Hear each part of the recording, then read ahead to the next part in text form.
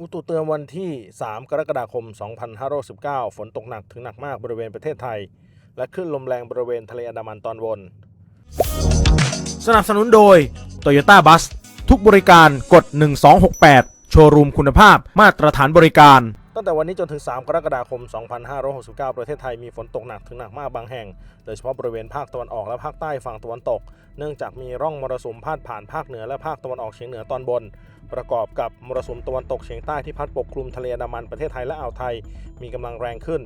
ขอให้ประชาชนในบริเวณดังกล่าวระวังอันตรายจากฝนตกหนักถึงหนักมากและฝนที่ตกสะสมอาจทำให้เกิดน้ำท่วมฉับพลันและน้ำป่าไหลหลากโดยเฉพาะพื้นที่ลาดเชิงเขาทางน้ำไหลผ่านและพื้นที่ลุ่มไว้ด้วยสำหรับคลื่นลมบริเวณทะเลอันดามันตอนบนจะมีกำลังค่อนข้างแรงในช่วงวันที่ 30 มิถุนายนถึง 3 กรกฎาคม 2519 มีคลื่นสูง 2-3 เมตรบริเวณที่มีฝนฟ้าคะนองจะมีคลื่นสูงมากกว่า 3 เมตรส่วนทะเลอันดามันและอ่าวไทย